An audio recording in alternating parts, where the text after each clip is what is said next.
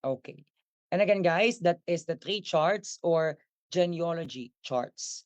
Aside from that, guys, may isa pa pong function si ano guys, gana tree charts or genealogy charts. Pinapakita nyo po yung kanyang family. Example, family, okay? Yung relationship, mga relatives, okay? Again ha, may isang trunk, tas may several roots. Next naman po ay tabulation charts. So pag tabulation,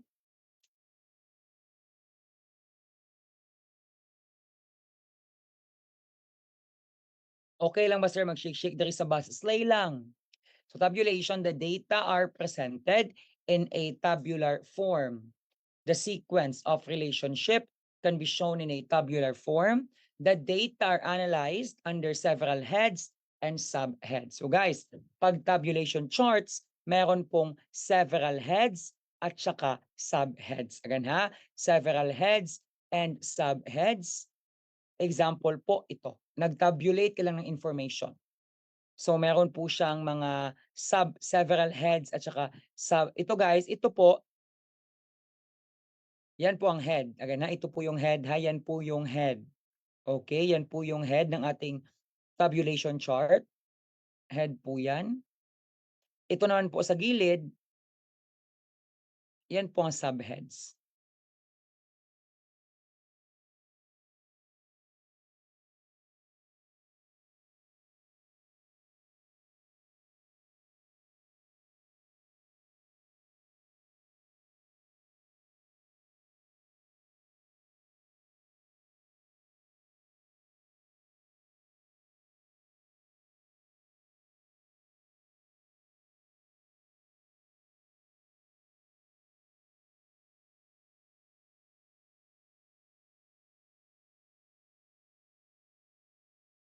Again na, ito tabulation. May head, may subheads, nag-fill out ka ng information dito. Tabulation chart.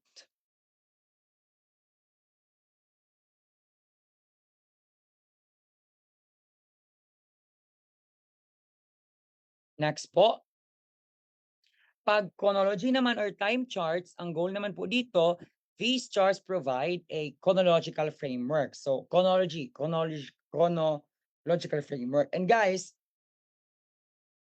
pag chronology po, yung word po na chrono, ang ibig sabihin po ng word na chrono ay time. Again ha, ang word po na chrono, ibig sabihin po ng word na chrono ay time.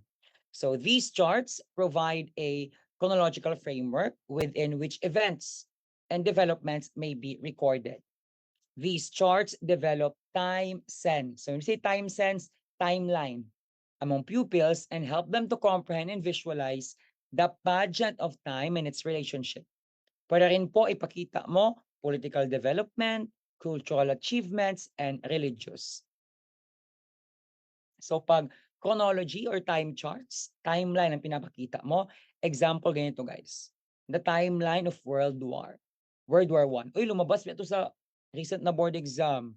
Like ano ang reason na nag-start ang World War I? Ito oh, the assassination of Archduke Franz Ferdinand of Austria. Yan guys. So yan po timeline. Chronology, timeline. Chrono means time. Again ha, chrono means time. Next naman po ay flow charts. So these charts are made up of, it could be rectangles, lines, arrows, and circle to show functional relationship within the organization. So ano po bang ibig sabihin ng functional relationship? Ano yung connected relationship? Functional relationship. The lines that connect rectangles, circle, or other graphic representation show the directional flow. These charts are well suited to show a functional relationship, such as the organization of city administration, the relationship among executive, judicial, and legislative department, relationship among central, provincial, local government, and how the government gets to spend the money.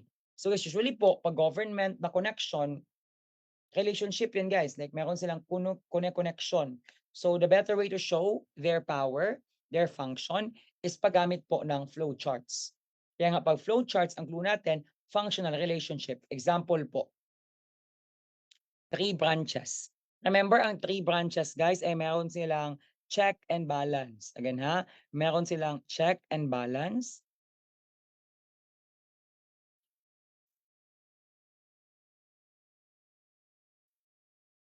When we see check and balance, guys, at some point, they are connected with one another.